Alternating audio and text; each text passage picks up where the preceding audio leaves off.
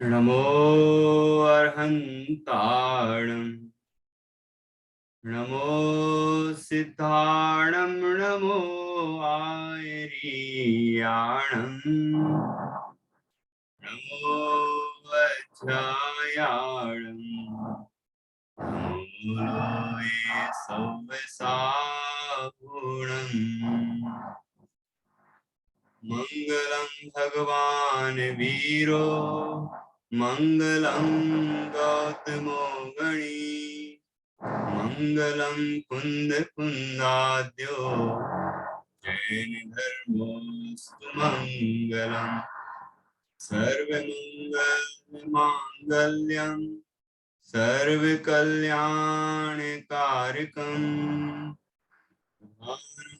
सर्वधर्माणां जयतु शासनं जैनं जयतु शासनम् जीवमजीवं दवम् जिणवर वसहेण जैणि देठं देविन्द विन्द वन्दं वन्दे तं सौवदा शिरसा।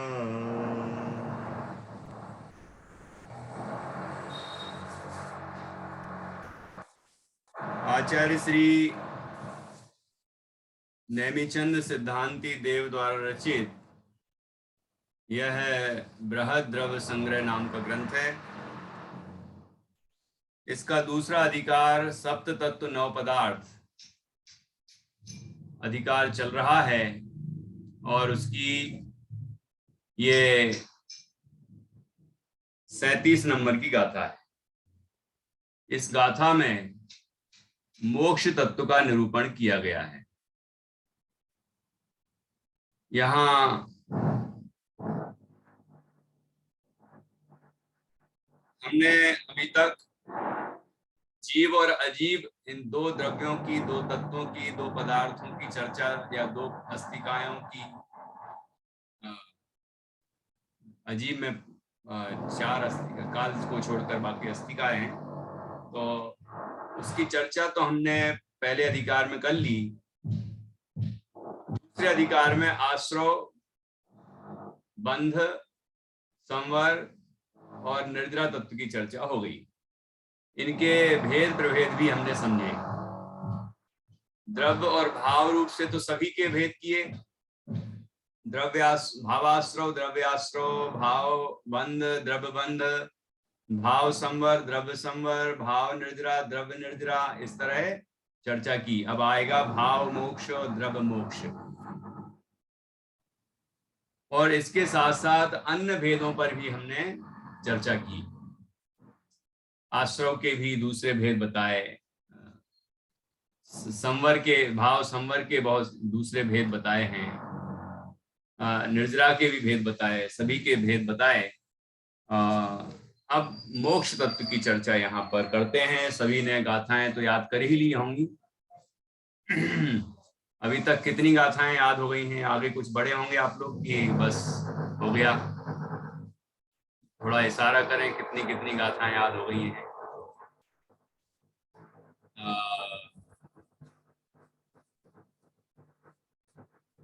बताएं डॉक्टर निधि जी, आपको कितनी याद हो गई?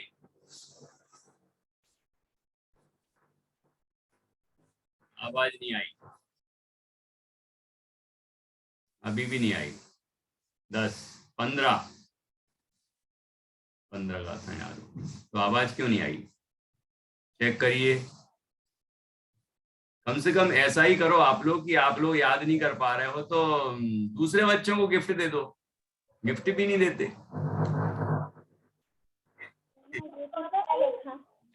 जो याद नहीं करेंगे उनको दूसरों को गिफ्ट देना है, याद करने वालों।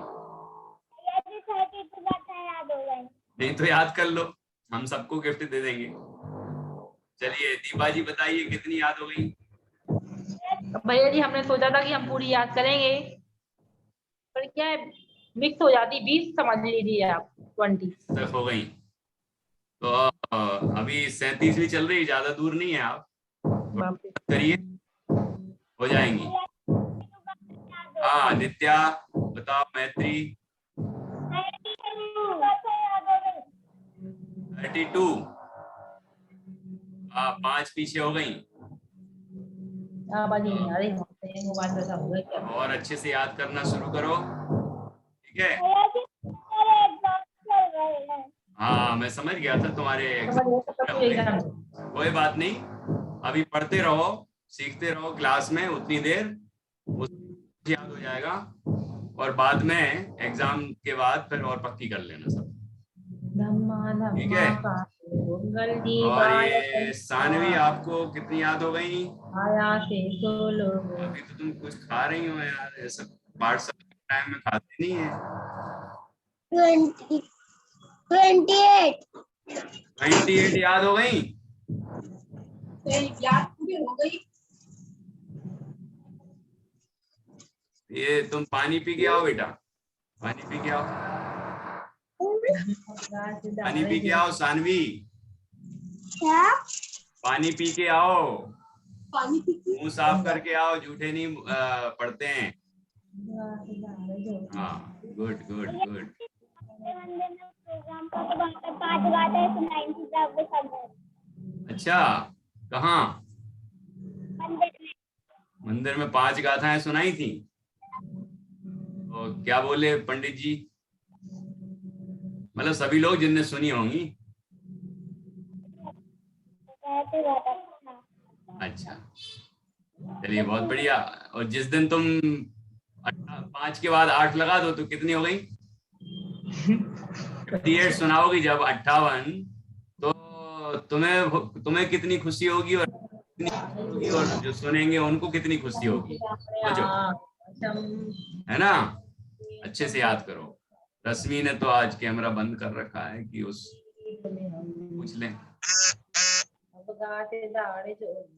हाँ 20 है याद, कल सुना देंगे। अच्छा बहुत बढ़िया। चलिए तो ऐसे सभी अच्छे से याद करें, पक्का करें और सुनाएं, ठीक है। दूसरों को ही प्रेरणा दें। और हमारी मम्मी जी को तो पूरी याद होंगी शायद।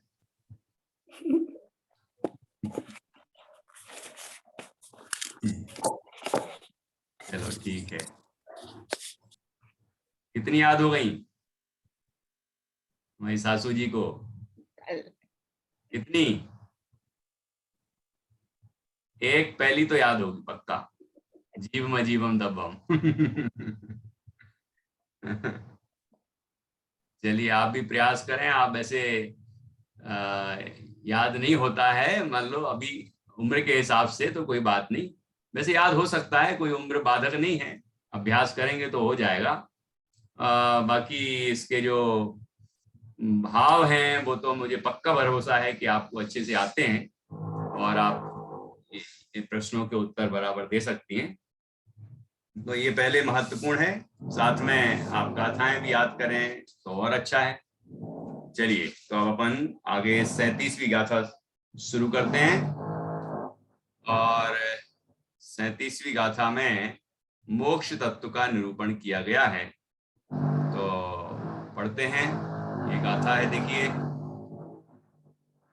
अथ मोक्ष तत्व मावेदयति, कि अथ मोक्ष तत्वम आवेदयति, अब मोक्ष तत्व का निरूपण करते हैं।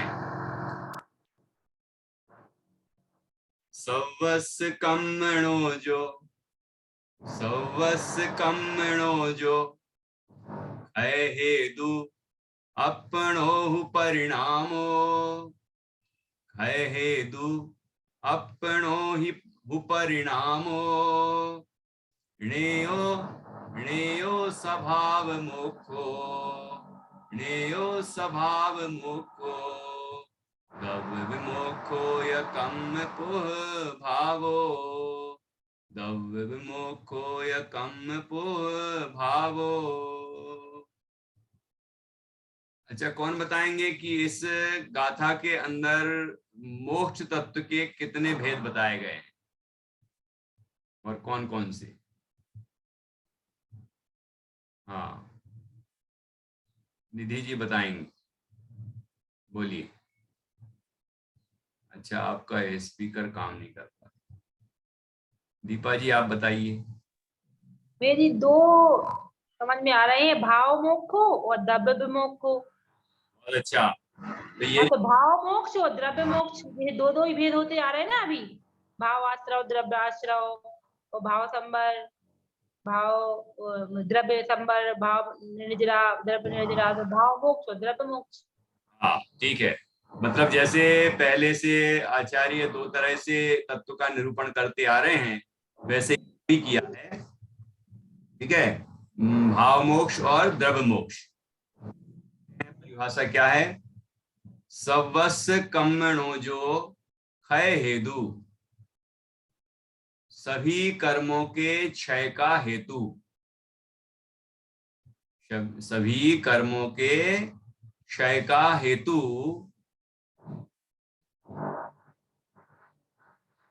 अपनो परिणामो, अपना जो परिणाम, अपनो आत्मा का जो परिणाम समस्त कर्मों के क्षय का हेतु है, णेयो सभाव मोक्षो, स वह भाव मोक्षो णेयो, उसे भाव मोक्ष जानो। जैसा कि पहले भी कहते आए हैं, आत्मा के जिस परिणाम से कर्मों का आश्रय होता है वो भावाश्रय है, वो परिणाम भावाश्रय है ना। आत्मा के जिस परिणाम से कर्मों का बंधन होता है उस परिणाम को भावबंध कहते हैं। आत्मा के जिस परिणाम से कर्मों का आगमन रुक जाता है उसे भाव संवर, उस परिणाम को, आत्मा के परिणाम को भाव संवर कहते हैं।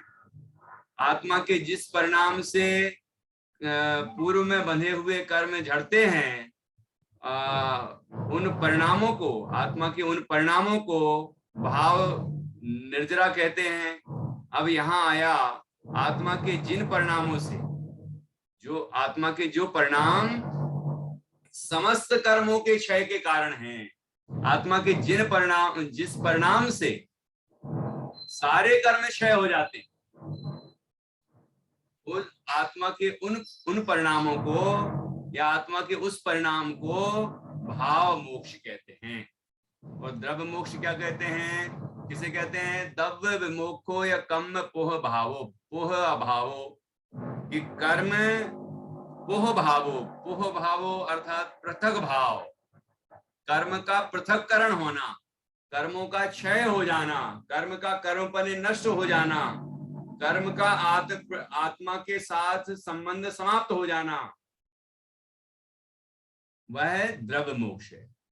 द्रव्य मोक्ष में जो निमित्त हैं वो भाव मोक्ष, अर्थात समस्त कर्मों के अभाव का, समस्त कर्मों के क्षय का कारण जो आत्मा का परिणाम है, वो आत्मा का परिणाम भाव मोक्ष है। मतलब आत्मा का परिणाम वह भाव मोक्ष है। और वो जो कर्म झड़े, मतलब कर्म का नाश हुआ, सारे कर्मों का क्षय हुआ, उस सारे कर्मों के का क्षय होना वह द्रव्य मोक्ष कहलाता है। ठीक है, परिभाषाएं सब याद रखना आसान है, सभी अच्छे से याद रखें और गाथाएं भी याद करें, बहुत सरल हैं, आप कोशिश करेंगे तो जरूर याद होंगी।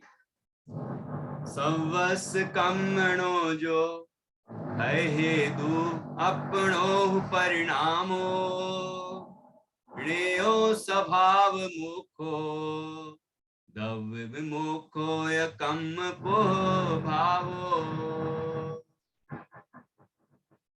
अब अपन गाथा पढ़ते हैं, गाथा का अर्थ पढ़ते हैं और फिर टीका पढ़ेंगे। ठीक है, देखिए ये सभी के पद्यानुवाद भी दिए हैं नीचे हिंदी में। सर्व कर्म का क्षय कर भाव, सर्व कर्म का क्षय कर भाव, चेतन के वह मोक्ष स्वभाव, कर्म जीव न्यारे जो हो, द्रव्य विमोक्ष कहावे सोय। ऐसे ये पद्यानुवाद है। अपन ने जो अभी मूल गाथा पढ़ी, ये संस्कृत अनुवाद है, संस्कृत छाया है ये आचार्य ब्रह्मदेव सूरी ने की है ना। सर्वस्य कर्मणः हेतु आत्मना ही परिणामः ज्ञेया स्वभाव मोक्षा द्रव्य विमोक्षा च कर्म पृथक भावा। ये तो बिल्कुल सीधा का सीधा ही लिखा रहता है, संस्कृत रूप में, प्राकृत का संस्कृत हो गया, ये शुद्ध रूप है ना। अब यहाँ पर गाथार्थ देखिए। गाथार्थ, जो सर्व कर्मों के नाश का कारण है ऐसा आत्मा का परिणाम उसे भाव मोक्ष जानना, कर्मों का आत्मा से सर्वथा पृथक होना वह द्रव्य मोक्ष है। सर्व कर्म विप्र मोक्षो मोक्षः, ये तत्वार्थ सूत्र परिभाषा आई है। सभी कर्मों के क्षय का नाम वह मोक्ष है। ठीक है, तो यहाँ कारण जो लिखा है कि सब कर्मों के नाश का कारण ऐसा आत्मा का परिणाम, तो यहाँ कारण का क्या अर्थ है? कौन सा कारण? उपादान कारण की निमित्त कारण? निमित्त कारण समझना कि आत्मा का परिणाम आत्मा में होता है और कर्म का परिणाम कर्म में होता है। कर्म का नाश कर्म में, कर्म बने से कर्म का नाश वह कर्म में होता है। मतलब पुद्गल की कार्मण वर्गणाएं जो कर्म रूप से परिणमित हो गई थी वो पुनः कार्मण वर्गणा रूप से परिणमित हो जाती हैं। ऐसा पुद्गल का जो परिणाम हुआ, पुद्गल का जो परिणाम हुआ उसका कर्ता पुद्गल है। तो जीव क्या है? जीव उस कार्य के लिए निमित्त है। तो जीव का परिणाम निमित्त है ना। तो जीव के परिणाम, जिस परिणाम के निमित्त से सर्व कर्मों का क्षय होता है उसे उन परिणामों को भाव मोक्ष कहते हैं, और वो जो कर्मों का क्षय हुआ उसको द्रव्य मोक्ष कहते हैं। ठीक है, यद्यपि सामान्य रूप से संपूर्ण कर्ममल कलंक रहित, पता ना ये कौन है? शरीर रहित आत्मा की आत्यंतिक स्वाभाविक अचिंत अद्भुत अनुपम संपूर्ण निर्मल केवल ज्ञानादि अनंत गुणों के स्थान रूप जो अवस्थान्तर, ऐसी जो विशिष्ट अवस्था वही मोक्ष कहलाती है। तो भी विशेष रूप से भाव और द्रव्य के भेद से वह मोक्ष दो प्रकार का है, ऐसा वार्तिक है कि यद्यपि आत्मा कैसा है कि आत्मा सामान्य रूप से कैसा है कि संपूर्ण कर्ममल रहित है और शरीर रहित है ना। ऐसे आत्मा की जो पहले तो स्वभाव बता दिया कि आत्मा स्वभाव से ही कर्म रहित है, आत्मा स्वभाव से ही द्रव्य कर्म, नो कर्म, द्रव्य कर्म, भाव कर्म से रहित है ना। आत्मा तो मुक्ति ही है स्वभाव से, लेकिन पर्याय में जो अवस्था प्रकट हुई उसका नाम मोक्ष है। जो मोक्ष स्वभाव है वो प्रकट हो गया, उसका नाम मोक्ष है। जब आत्मा में वो मोक्ष पर्याय प्रकट हुई, वो आत्मा की पर्याय, तो उसी समय सर्व कर्मों का क्षय भी हुआ।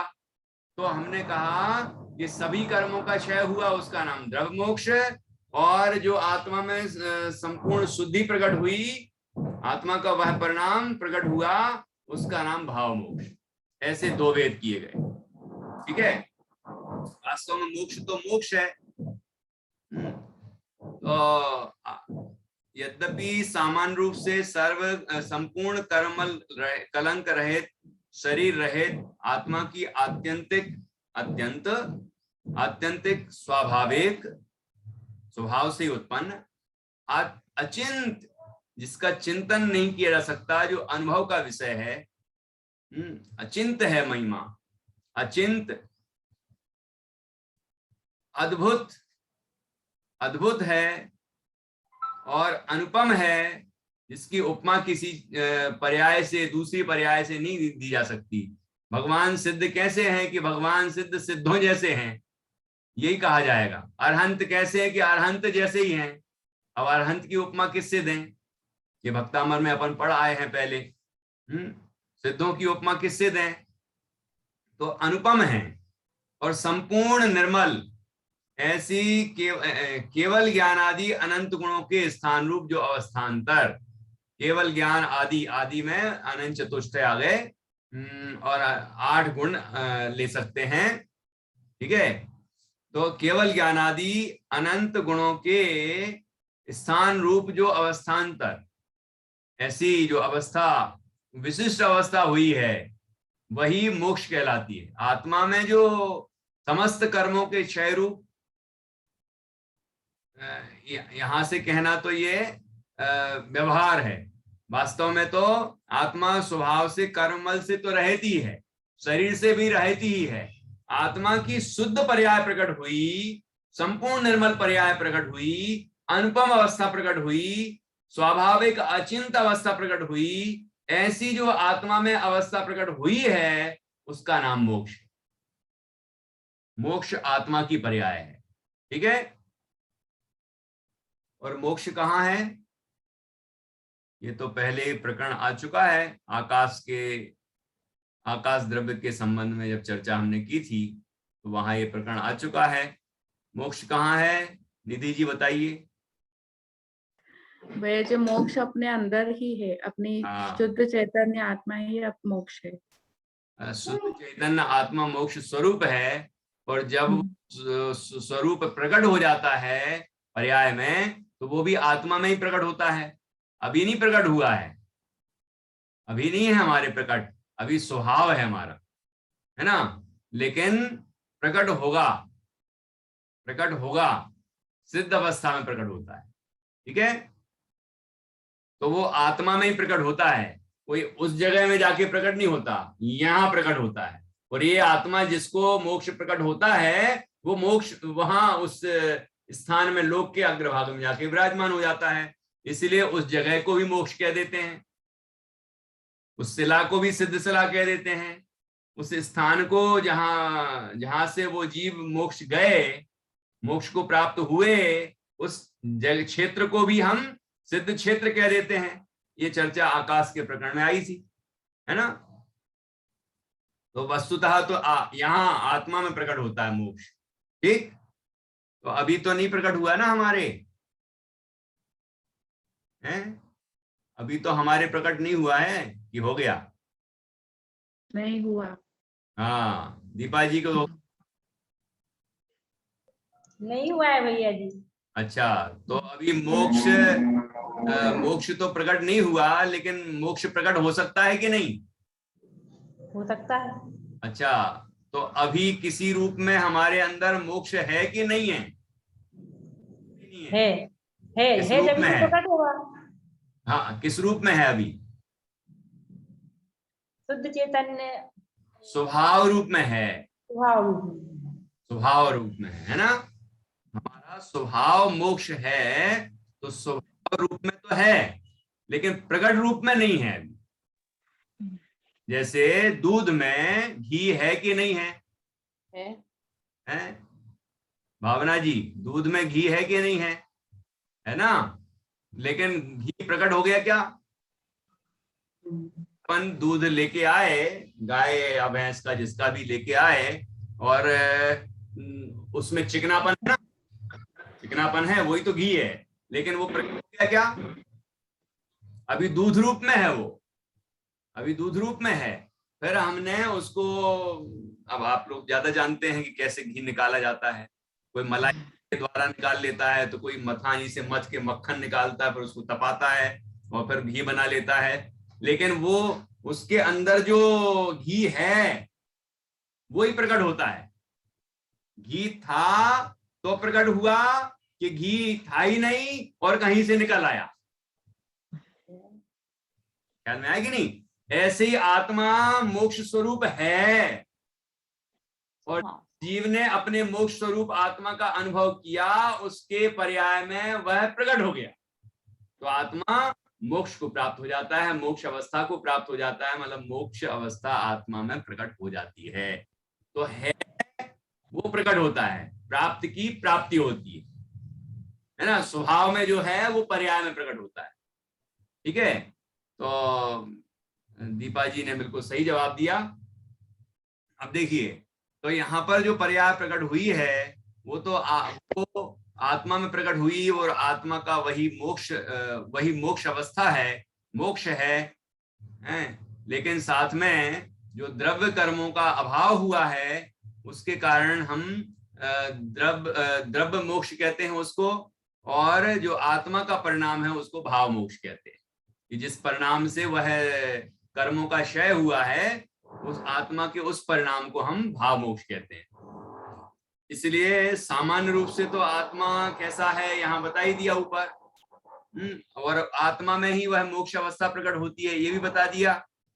अब तो भी विशेष रूप से वह भाव और द्रव्य के भेद से वह मोक्ष दो प्रकार का है, ऐसी वार्तिक है। ठीक है, ऐसा वार्तिक है। वह इस प्रकार है, ऋणेयो स्वभाव मोक्षो, उसे भाव मोक्ष जानना। वह कौन सा? कि अपनो हु परिणामो निश्चय रत्नत्रयात्मक कारण समय सारूप हु प्रकट आत्मा के परिणाम। निश्चय रत्नत्रयात्मक कारण समय सारूप। कारण क्या है मोक्ष का? निश्चय रत्नत्रय। वो निश्चय रत्नत्रय क्या है? निश्चय मोक्ष मार्ग। निश्चय मोक्ष मार्ग क्या है? 6 ढाला में तीसरी ढाल का दूसरा छंद याद होगा सभी को। पर द्रव्यन्ते भिन्न आप में रुचि सम्यक भला है, आप रूप को जान पनो सो सम्यक ज्ञान कला है, आप रूप में लीन रहे थिर सम्यक चारित्र सोई, अव्यवहार मोक्ष मग सुनिए हेतु नियत को होई। तो उसमें जो बताया कि परद्रव्य से भिन्न अपनी आत्मा की रुचि अर्थात श्रद्धा वह सम्यक दर्शन है, आत्मा का ज्ञान वह सम्यक ज्ञान है, आत्मा में लीनता वो सम्यक चारित्र है, ये निश्चय रत्नत्रय। इसी को निश्चय मोक्ष मार्ग कहते हैं, इसी को निश्चय रत्नत्रय कहते हैं। ये वास्तविक मोक्ष मार्ग है। ठीक है, तो ये आत्मा का परिणाम है। ठीक, तो यहाँ लिखा कि अपनोहु परिणामो निश्चय रत्नत्रयात्मक कारण समय सारू। कारण है वो, कारण किसका है? कि कार्य का कारण है। कार्य क्या है? कि मोक्ष। वो कारण क्या है? कि मोक्ष मार्ग। मोक्ष मार्ग कहाँ होता है? कि आत्मा में। और मोक्ष कहाँ होता है? कि आत्मा में। आत्मा की श्रद्धा ज्ञान और लीनता होती है, उसका नाम मोक्ष मार्ग, और उससे होता है मोक्ष। आत्मा मोक्ष पर्याय रूप परिणमित हो जाता है, मोक्ष पर्याय को प्राप्त हो जाता है। ठीक है, तो यही बात यहाँ लिखी, निश्चय रत्नत्रयात्मक कारण समय सार रूप हु अर्थात प्रकट आत्मा के परिणाम। कैसा परिणाम? सवस्व कम्मणो जो खय हेतु सर्व द्रव्य भाव रूप मोहिनीय आदि 4 घाती कर्मों के नाश का जो कारण है वह। ठीक है, 4 घाती कर्मों का क्षय हो गया तो वह मोक्ष हो गया। तो जीवन मुक्त कहते हैं अरहंत भगवान को। 4 घातीय कर्मों से मुक्त होते हैं वो। उसके बाद 14वें गुणस्थान वाले योग मुक्त भी हो जाते हैं, अयोग केवली हैं। और उसके बाद फिर सिद्ध भगवान 8 कर्मों से मुक्त हैं, नो कर्म मुक्त, द्रव्य कर्म मुक्त, भाव कर्म मुक्त, त्रिविध कर्म मल वर्जित। आया था 6 डाला में, तीनों कर्म मलों से रहित हो जाते हैं। तो द्रव्य मोक्ष का कथन करते हैं। द्रव्य विमोक्षो अयोगी गुणस्थान के अंतिम समय में द्रव्य मोक्ष है। अयोगी गुणस्थान मतलब 14वां गुणस्थान, उसका अंतिम समय आने पर, अंतिम समय आया 14वें गुणस्थान का हुआ व्यय और गुणस्थानातीत सिद्ध अवस्था प्रकट हुई, उसका नाम तो कर्मों का समस्त कर्मों का क्षय हो गया अंतिम समय में, 14वें गुणस्थान के अंतिम समय में, तो द्रव्य मोक्ष हो गया। ठीक, वह द्रव्य मोक्ष कैसा है? कि कम पुह भावो टंकोत्कीर्ण शुद्ध बुद्ध जिसका एक स्वभाव है, ऐसे परमात्मा से आयु आदि शेष 4 आघाती कर्मों का भी अत्यंत रूप से पृथक होना, भिन्न होना, छूट जाना, वह द्रव्य मोक्ष है। इस प्रकार 8 कर्मों का क्षय हुआ तो वो द्रव्य मोक्ष हुआ। नो कर्म, द्रव्य कर्म, भाव कर्म सबसे मुक्त हो गए। ठीक है, तो इस तरह द्रव्य कर्मों से जो मुक्ति हुई उसका नाम दिया द्रव्य मोक्ष। और वो जो जीव के आत्मा के परिणामों में जो परिपूर्ण शुद्धि प्रकट हुई, ठीक है, आत्मा का जो परिणाम, जो परम शुद्ध परिणाम प्रकट हुआ, उसका नाम भाव मोक्ष। तो आत्मा का वह परिणाम जो समस्त कर्मों के क्षय का कारण हो, वह आत्मा का परिणाम भाव मोक्ष, और जो समस्त कर्मों का क्षय हुआ उसका नाम द्रव्य मोक्ष। ठीक है, अब देखिए आगे, मुक्त आत्मा, उस मुक्त आत्मा के सुख का वर्णन किया जाता है। आत्मा के उपादान से सिद्ध स्वयं अतिशयता युक्त, बाधा रहित, विशाल, वृद्धि और ह्रास से रहित, विषयों से रहित, प्रतिपक्ष भाव रहित, अन्य द्रव्यों से निरपेक्ष, निरुपम, अपार, शाश्वत, सर्वदा उत्कृष्ट तथा अनंत सारभूत परम सुख सिद्धों को होता है। किसको होता है? जो चिंत निज में थिर भये, जो अकथ जो आनंद लयो, सो इंद्र नाग नरेंद्र व अहमिंद्र के नाही कयो। ये तो मुनिराज को ही कह दिया, ऐसा आनंद तो मुनिराज को ही कह दिया। ठीक है ना, वही मुनिराज फिर अरहंत बन जाते हैं, है ना। उसके बाद लिखा है अरहंत अवस्था का वर्णन, फिर वही अरहंत सिद्ध बन जाते हैं।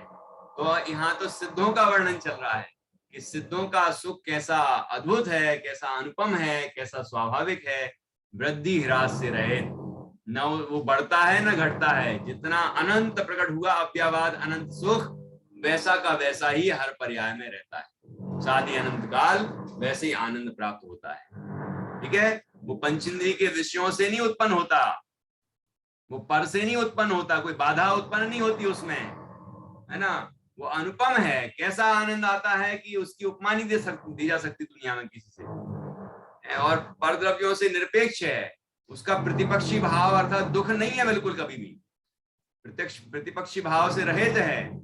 ठीक है ना, और हमेशा उत्कृष्ट और अनंत सारभूत वह परम सुख होता है सिद्ध भगवंतों को। ये बात यहाँ कही। अब यहाँ प्रश्न है, शंका, इंद्रिय सुख ही सुख है? शंका है ये, ध्यान से सुनना।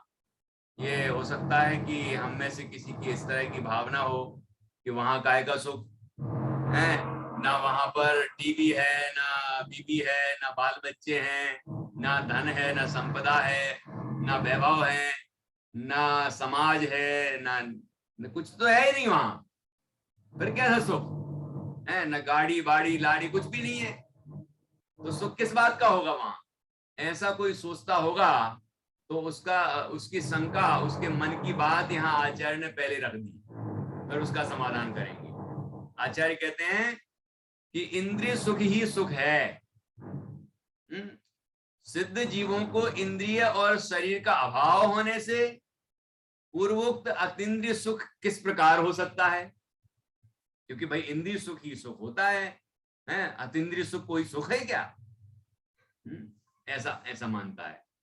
उसका उत्तर दिया जाता है, सांसारिक सुख तो स्त्री सेवनादि 5 इंद्रियों के विषयों से ही उत्पन्न होता है, परंतु 5 इंद्रियों के विषयों के व्यापार रहित अव्याकुल चित्त वाले मनुष्यों को जो सुख है वह अतीन्द्रिय सुख है, जो पंचेंद्रिय के विषयों से उत्पन्न नहीं होता, जो व्याकुलता से रहित है।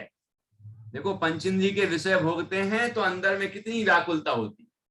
कोई भी पंचेंद्रिय के विषय देख लो आप, स्पर्शन रसना घ्राण चक्षु कर्ण, कोई भी इंद्रिय के विषय परिग्रह आ रहा है तो भी व्याकुलता है, और आ जाए और आ जाए और आ जाए, कहाँ रखूं इसको, कैसे इन्वेस्ट करूं, क्या करूं क्या नहीं करूं, कोई देख ना ले, टैक्स ना लग जाए, ये ना हो जाए, वो इतनी व्याकुलता। अब इसका ये उपयोग करना है, वो उपयोग करना है, मतलब धन आ रहा है तो भी व्याकुलता, नहीं आ रहा है तो भी व्याकुलता, भोजन बना रहा है तो भी व्याकुलता, और खा रहा है तो भी व्याकुलता। व्याकुल है चित्त, आकुलित है। पंडित टोडरमल जी साहब तो लिखते हैं कि इस जीव को आकुलता मिटाने की आकुलता निरंतर बनी रहती। आकुलता तो है ही, आकुलता मिटाने की आकुलता भी है। तो आकुलता ही आकुलता है, मतलब दुखी दुख है। इसलिए पंचेंद्रिय के विषयों से तो कोई सुख होता ही नहीं है। तो ये जो जिनको अतीन्द्रिय सुख होता है उनका सुख कैसा है कि 5 इंद्रियों के विषयों के व्यापार रहित अव्याकुल चित्त वाले मनुष्यों को जो सुख है वह अतीन्द्रिय सुख है। वह यहाँ भी देखा जाता है, इस धरती पर भी। चौथे गुण स्थान से लेके 13वें गुण स्थान, 14वें गुण स्थान तक के जीव तो यही धरती पे ही होते हैं। अरहंत भगवान भी यही होते हैं। अभी इस काल में नहीं होते अरहंत भगवान, लेकिन मुनराज तो होते हैं। और 5वें गुण स्थान वर्ती गृहस्थ भी होते हैं, अनुव्रती श्रावक 11 प्रतिमा वाले, और उसके नीचे वाले अविरति श्रावक सम्यक दृष्टि भी होते हैं, है ना, जिनको सुख होता है। तो यही देखा जाता है। ऐसा नहीं समझना कि बस वहीं देखा जाता है, ये कोई दूसरे लोग की ही बात कर रहे हैं ये, कि यहाँ तो भले कष्ट सहो और बाद में मिलेगा आपको, ऐसा काम नहीं। यहाँ भी हमने आत्मा का आश्रय लिया तो आनंद स्वरूप, और आत्मा का पूर्ण आश्रय लिया तो यही मोक्ष का आनंद प्रकट होगा। और आत्मा ऐसी अवस्था में कर्म से रहित भी हुआ है तो सीधा सिद्धालय में जाके विराजमान होगा। यही आत्मा वहां विराजमान होता है और यही आनंद आता है। कोई वहां उस क्षेत्र में जाके आनंद नहीं आता, आनंद तो आत्मा में ही आता है। बस ये नियम है कि जैसे ही कर्म मुक्त होता है जीव यहां से सिद्धालय में जाके विराजमान हो जाता है। ठीक है। 5 इंद्रिय और मन से उत्पन्न हुए विकल्पों के जाल रहित निर्विकल्प समाधि में स्थित परम योगियों को रागादि का अभाव होने से जो स्वसंवेद्य आत्म सुख है वह विशेष रूप से अतीन्द्रिय सुख है। और जो भाव कर्म, द्रव्य कर्म, नो कर्म रहित आत्मा के सर्व प्रदेशों में आह्लाद रूप ऐसे एक पारमार्थिक परमानंद परिणत मुक्त जीवों को जो अतीन्द्रिय सुख है वह अत्यंत विशेष रूप से अतीन्द्रिय सुख जानना। पहले तो यहाँ मुनिराजों तक की अवस्था का वर्णन कर दिया, उनके आनंद का वर्णन किया, फिर अरहंत और सिद्ध भगवंतों के आनंद का वर्णन किया। इस तरह साधक और साध दोनों ही अवस्थाओं में आनंद होता है, ये बात है, अतीन्द्रिय आनंद होता है, ये बात कही यहाँ पर। यहाँ शिष्य कहता है, शिष्य क्या कहता है सुनिए। संसारी जीवों को निरंतर कर्मों का बंध होता है, उसी प्रकार कर्मों का उदय भी होता है। शुद्धात्म भावना का प्रसंग नहीं है। कर्मों का बंध होता है, उदय होता है, बंध होता है, उदय होता है, बंध होता है, उदय होता है, तो शुद्धात्मा की भावना का प्रसंग कहाँ बनेगा? शुद्धात्मा की श्रद्धा, ज्ञान और उसमें लीनता रूप परिणाम कहाँ से आएगा? कैसे, कब बनेगा, कब होगा? तो मोक्ष किस प्रकार हो, इसका प्रश्न है। तो मोक्ष कैसे हो सकता है फिर? जब शुद्धात्मा भावना ही नहीं हो सकती तो मोक्ष भी नहीं होगा, कारण भी नहीं होगा तो कार्य भी नहीं होगा। ये शुद्धात्म भावना का क्या अर्थ हुआ दीपा जी? शुद्धात्म भावना का क्या अर्थ हुआ? शुद्धात्म भावना मतलब ना तो स्वभाव हो ना स्वभाव हो, दोनों से मुक्ति। शुद्धात्म भावना, भावना जी, भावना का क्या अर्थ है? नहीं होंगी शायद। भावना मतलब श्रद्धा, आत्मा की श्रद्धा।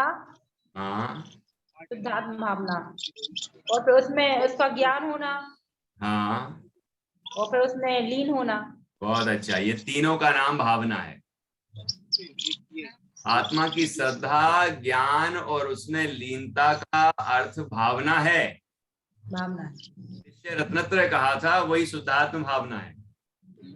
तो यहाँ लिखा कि शुद्धात्म भावना नहीं है तो फिर मोक्ष कहाँ से होगा? क्योंकि निश्चय रत्नत्रय का फल मोक्ष है। तो उसी को यहाँ दूसरे शब्दों में लिखा, शुद्धात्म भावना का फल मोक्ष है।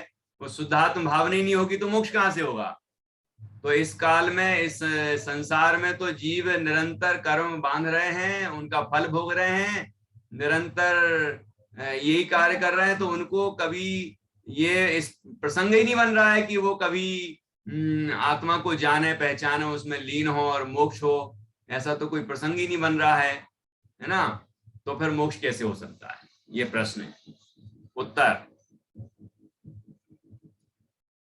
जिस प्रकार कोई बुद्धिमान मनुष्य शत्रु की निर्बल अवस्था देखकर विचार करता है कि यह मेरा मारने का अवसर है, तत्पश्चात पुरुषार्थ करके शत्रु को नष्ट करता है, उसी प्रकार कर्मों की भी एक रूप अवस्था नहीं रहती है। जब कर्म की स्थिति और अनुभवहीन होने पर वह लघु और क्षीण होता है, तब बुद्धिमान भव्य जीव आगम भाषा से है उब समय विसोही देशण पाओग्य कर्ण लधीय चत्तारिवि सामना कर्णम पुण्य होदि सम्मते। अर्थ, क्षयोपशम, विशुद्धि, देशना, प्रायोग और कर्ण लब्धि, 5 लब्धियां होती हैं सम्यक दर्शन होने के पूर्व। इनमें से 4 तो सामान्य हैं और कर्ण लब्धि सम्यक होने के समय होती है। ठीक है, तो आगम भाषा से बात की कि ये 5 लब्धियां होने पर सम्यक दर्शन हो जाता है। तो ऐसी स्थिति बनी है ना कि क्षयोपशम लब्धि हुई, विशुद्धि लब्धि हुई, देशना लब्धि हुई, प्रायोग लब्धि हुई, कर्ण लब्धि हुई। ये लब्धियां प्रकट हुई और ऐसे में जीव ने पुरुषार्थ किया है और उसको सम्यक दर्शन हो गया। जब मोह मंद हुआ है ना, जब कर्मों का उदय मंद हुआ मोह आदि, तो उस समय जीव ने पुरुषार्थ किया।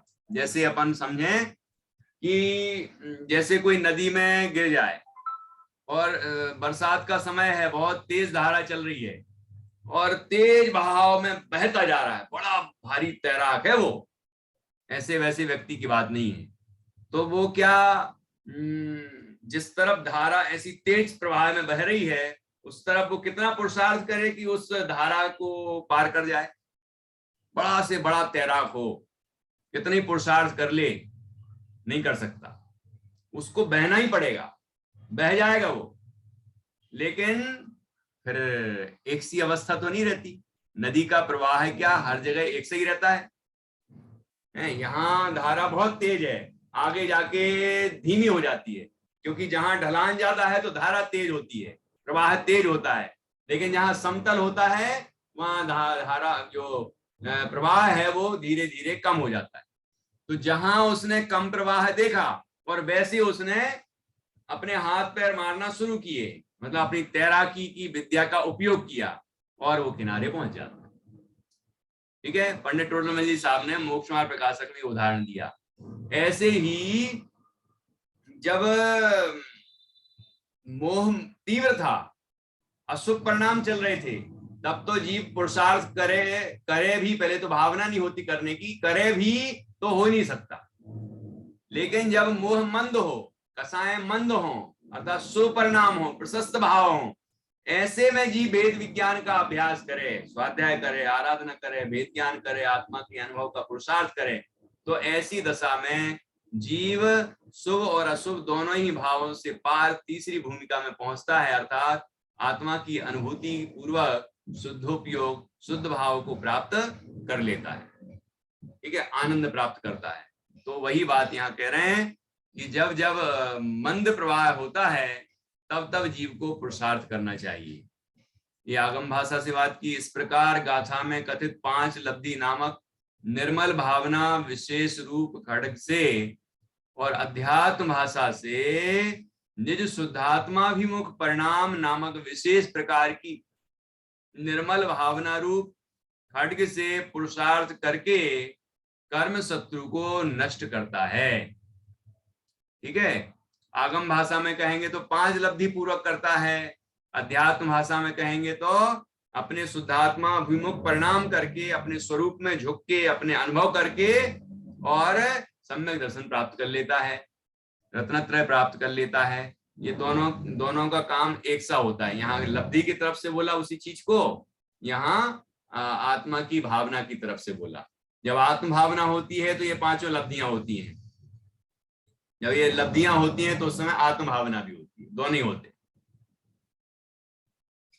अंतः कोटा कोटि सागर प्रमाण कर्म की स्थिति रूप तथा लता और काष्ठ स्थानीय अनुभाग रूप कर्म का लघुत्व होने पर भी यह जीव आगम भाषा से अधाकरण, अपूर्वकरण और अनिवृत्तिकरण नामक अध्यात्म भाषा से स्वशुद्धात्माभिमुख परिणति रूप ऐसी कर्म हनन बुद्धि किसी भी काल में नहीं करे तो वह अभव्यत्व गुण का लक्षण जानना।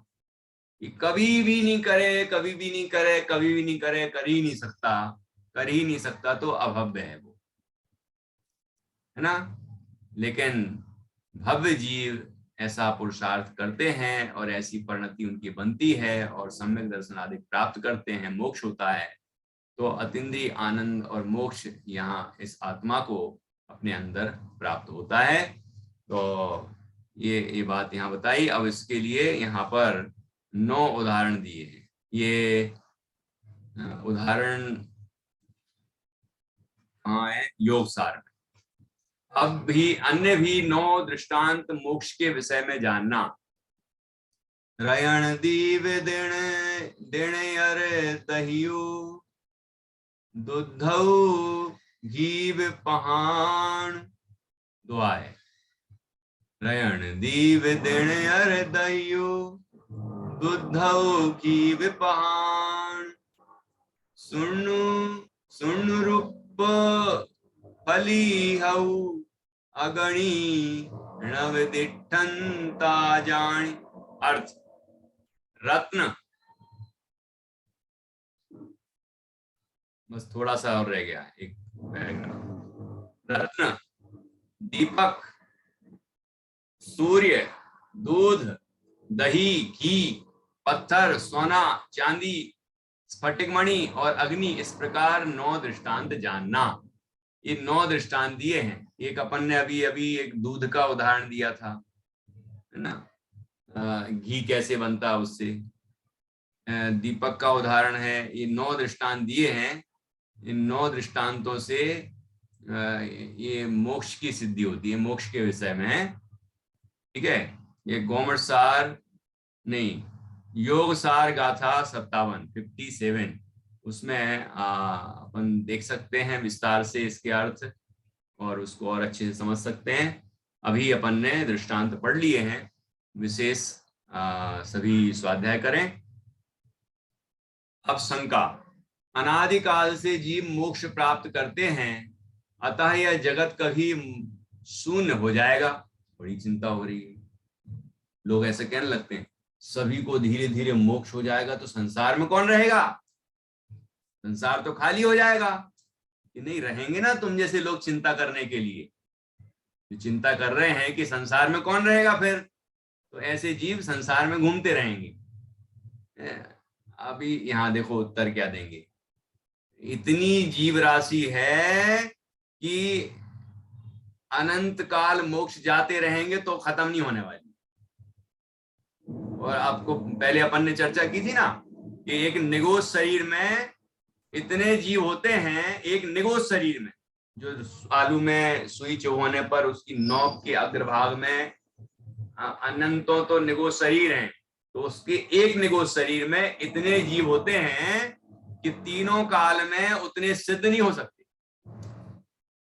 भूतकाल में अनंतानंत जीव सिद्ध हो गए, भविष्य में अनंतों जीव सिद्ध होंगे। अभी भी 6 महीने 8 समय में 608 जीव मोक्ष जा रहे हैं विदेह आदि से, है ना।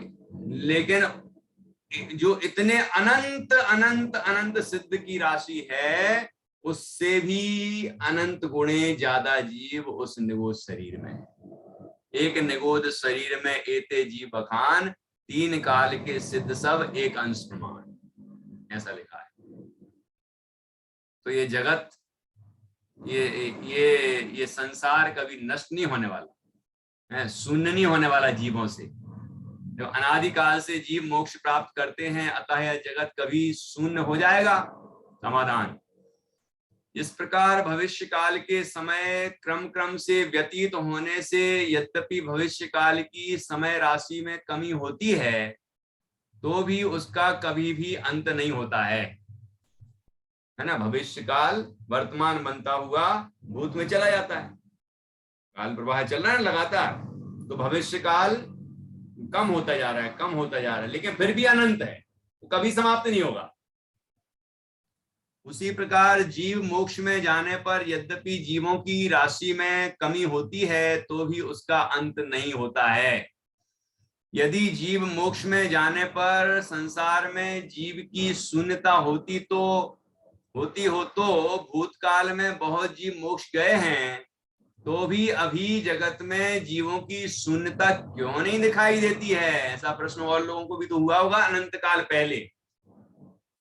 तो इतने काल में भी अपन ने देख लिया कि इतने जीव हैं, है ना। वो आलू में देखो कितने जीव हैं, अनंत जीव हैं, इतने जीव हैं। कहते कि वो कौवे का आकार धारण कर लें तो पूरा आकाश भर जाएगा। तथा अभव्य जीवों और अभव्य समान भव्य जीवों का मोक्ष नहीं है, तो फिर जगत में जीवों की शून्यता किस प्रकार होगी? कि अभव्य जीव तो संसार में ही रहेंगे ना, और दूरान दूर भव्य जो अभव्य जैसे कहलाते हैं, वो भी कभी मोक्ष नहीं जाएंगे। भले ही भव्य हैं वो, लेकिन दूरान दूर हैं, तो वो भी कभी मोक्ष नहीं जाएंगे। तो अभव्य समान भव्य जीवों का मोक्ष नहीं है। 2 बातें हो गई। तो फिर इस जगत में जीवों की शून्यता किस प्रकार होगी? इस प्रकार संक्षेप में मोक्ष तत्व के व्याख्यान रूप एक सूत्र द्वारा 5वां स्थल समाप्त हुआ। ये 5वां स्थल कैसा? आश्रव, फिर बंध, फिर संवर, फिर निर्जरा और मोक्ष, ये 5 स्थल हो गए। 5 तत्वों की चर्चा हुई। इस प्रकार हमने 5 तत्वों की चर्चा यहाँ कर ली। 2 तत्वों की चर्चा पहले अध्याय में कर ली, पहले अधिकार में। अब 9 पदार्थ में 2 रह गए, पुण्य और पाप। उसकी चर्चा 38वीं गाथा में आएगी, जिसकी चर्चा हम कल करेंगे। तो अभी यहाँ हमने 37वीं गाथा पूर्ण कर ली है। सभी अच्छे से याद करें, इसके भावों को याद रखें, और योग सार जी के जो 9 उदाहरण दिए हैं वहाँ उनका विस्तार से टीका में विश्लेषण किया है, उसका स्वाध्याय करें। और हम सभी मोक्ष के लिए निरंतर प्रयत्न करें। जो पुरुषार्थ यहाँ जगाया है और जो भावना जगाने की हमसे बात की गई है, वैसा कार्य हम सब करेंगे तो निश्चित रूप से हमें सच्चा सुख प्राप्त होगा। एक गाथा एक बार पढ़ेंगे फिर से, और आज की चर्चा यहाँ पूर्ण करेंगे जिनवाणी स्तुति के साथ। सवस कमणो जो है दो अपनो परिणामो, णेयो स्वभाव मोखो दव विमोखो यकम पुह भावो। इस तरह ये गाथा पूर्ण हुई। अब जिनवाणी स्तुति करते हैं। सानवी, तुम्हें कितनी गाथाएं याद हो गई? 27 देख के पढ़ सकती हूँ। अच्छा, देख के, ठीक है, बहुत अच्छी बात है। लेकिन याद कितनी हुई? 3 थी। 12 याद है। अरे वाह, 12 याद हो गई, बहुत अच्छा, बहुत अच्छा। हो ना तुम अभी भी? क्लास 1 में हो ना अभी? अब स्टैंडर्ड 2 में जाऊंगी। अच्छा, जाओगी, ठीक है, बहुत अच्छा। तो आप लोग अच्छी मेहनत कर रहे हैं। मैत्री, एक जिनवाणी स्तुति लीजिए, संक्षिप्त छोटी। जिनवाणी सुन उपदेसी, खोल दे अखियाँ निज मति, पुण्य उदय जब आया है, मनुष्य जन्म तब पाया है, छोड़ दे बातें विषयन की, खोल दे अखियाँ निज मन की। माते सुता सुते नारी है, जगे मतलब की यारी है। झूठी ममता परिजन की, खोल दे अखियाँ निज मन की। शांति आत्म ज्योति जगा, मोह ते मेरे को दूर भगा। शरण गहो प्रभु चरणन की, खोल दे अखियाँ निज मन की। जिन वाणी सुने उपदेशी, खोल दे अखियाँ निज मन की। सांग जिनवाणी माता की जय। महान जिन धर्म की जय। नौबार नमो कामक के माध्यम से पंच परमेश्वर